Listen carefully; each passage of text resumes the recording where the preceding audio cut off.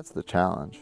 The challenge is, how do you take this feeling of like nothingness, Zen, whatever you want to call it, and then try to at least take bits of it and sprinkle it into our everyday lives.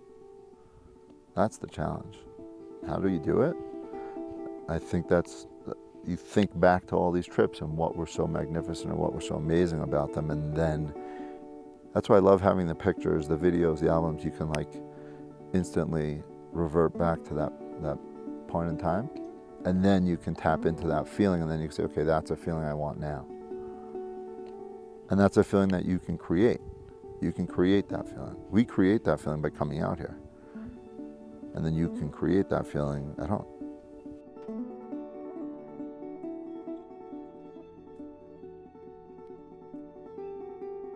You know, everyone just brings something, I think, unique to the trip, and, you know, different perspectives on life.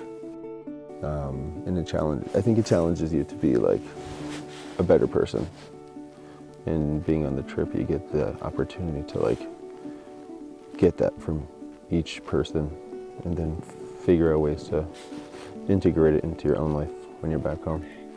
For me, one of the most important things, one of the main things I get out of coming on this trip and experiencing it is how much mental toughness it requires for me personally to get through the day-to-day. And the stuff that sometimes, you know, we plan that's the hardest, sometimes isn't as hard as, you know, we got through that, oh, it wasn't so bad. And then, you know, oh, we think we have like a smooth downhill for 6 miles or whatever. And for whatever reason, something starts acting up and it hurts. And I think that's just kind of a lesson that if I can remind myself every day, like, you know, no matter what it is, if it's at home or at work or whatever it is, that like, just don't put so much charge on it, whether you think it's big or small or going to be really hard or easy. Just take everything as it is, as it comes, and put your best foot forward. And that's what we have to do here, you know? It's just a good reset and recharge. That's why I like this. Something like this allows me to come home and really appreciate everything that we have and everything we're able to do and the gifts in our lives, because when you get out to such a simple life of like, where are we going, what am I eating, what are we doing, just the basics of full absolute nature, it makes you appreciate when you go back to a full, busy, crazy, hectic society, and allows you to simplify things and have a little more clarity. I think I learned about clarity, and just, you know, all that other stuff is just a distraction. And out here, there's no distractions, and it reminds you of that. What do you think about that? There's nothing like this. And this has to be earned, right? We've been walking around mountains with like, I haven't changed my underwear in 4 days, and I'm like, it's disgusting. And like, you know, I have like this euphoric sense of like accomplishment and feeling, and it's unbelievable, you know? So you can't get that without all the pain though, without, you know, schlepping a 30-something pound bag around, climbing up, you know, thousands of feet of elevation, and then down thousands of feet of elevation, and then up again. I think it just teaches you that, you know, things are temporary, and that, you know, just keep going. And it's gonna be good at the end. It's just being out here, right? This is as raw as you get. It's as alive as I ever feel. Not that I don't feel alive at home, but there's something special about being out here where I can really connect with myself. I can, you know, connect with the world around me. Right? The sound of running water. It's the only like distraction right now.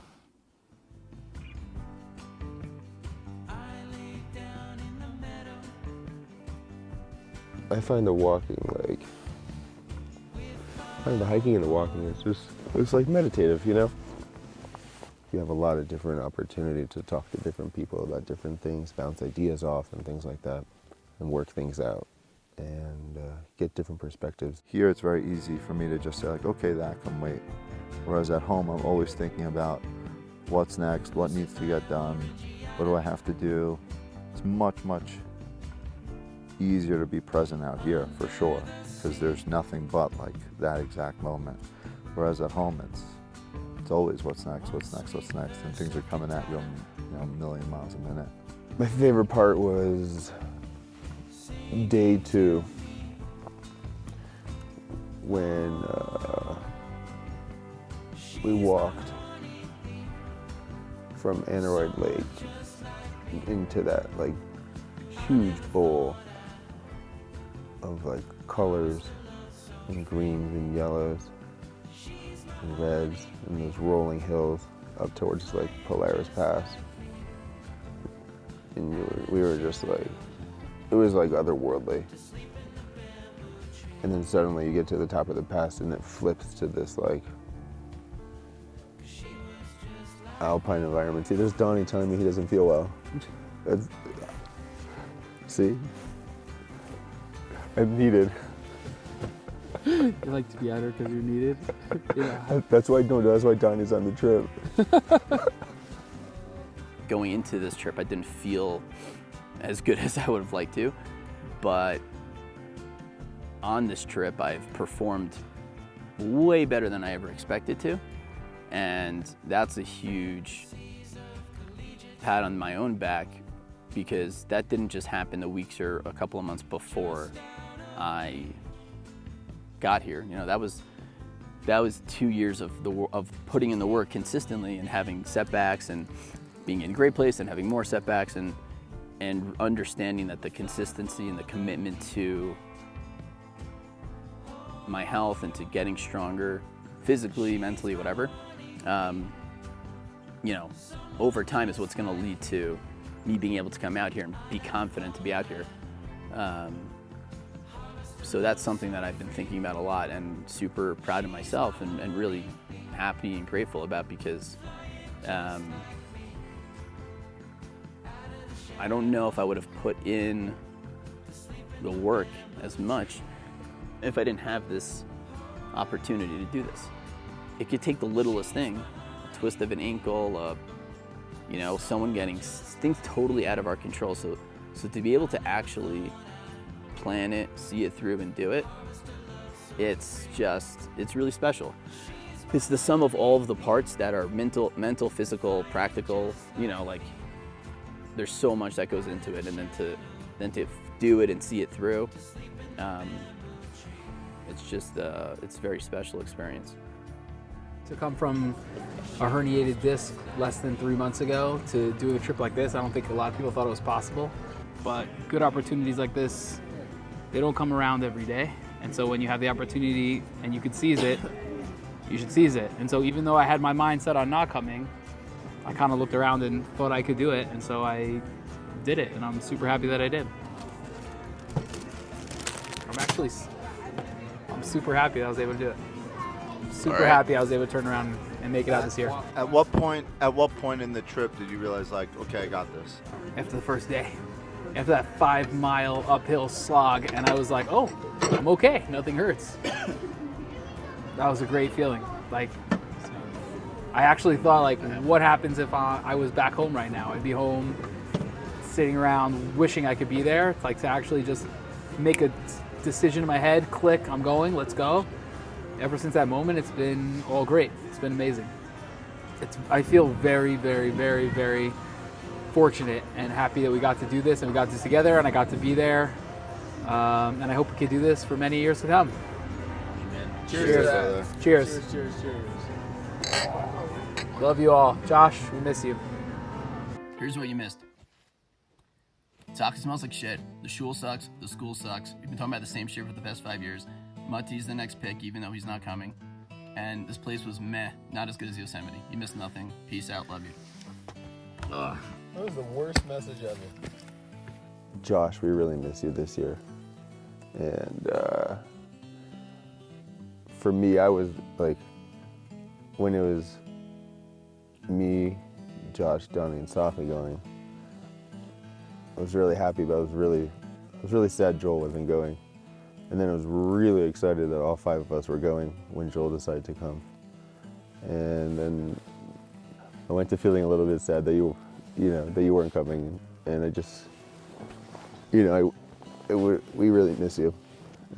Life is about happiness, Josh. I don't want to And do we it. choose Are you to be still- happy. And Josh, if Billy you're can choose too- to be happy, Can't hear. Can't hear. you You're talking. also can choose to be Shut happy, the Josh. fuck up. Because everything is about the pursuit of happiness. Is the pursuit, or is it the pursuit of happiness? Oh, look at my T-shirt. You sound like your mom again. What? Josh, you were here for year 2, year 4. You'll be here for 6. We missed you 1, 3, and 5. I'm carrying a lot of shit. Donnie's crying just as much as always. We love you. See you next year. Unless you also die, you won't be here for the 6th year. We can all die. Everything can go to shit. Donnie, leave no trace. Take this wrapper. It's not my bitch. No, it doesn't matter. You have to take it. Also, just want to thank everybody on the trip for just bringing what they bring to the trip, and our friendships, and challenging us to be, better people in our day-to-day. And last but not least, my wife and my family for being cool about coming out here and letting us have this time. We love you. I think if I can just remind myself that every day, that like every day has that opportunity, the ability to be amazing, even with shitty food and shitty sleep and with being uncomfortable, right? I think that's just a priceless lesson to apply to the day-to-day, to teach my kids, to teach my friends. Peace. We good?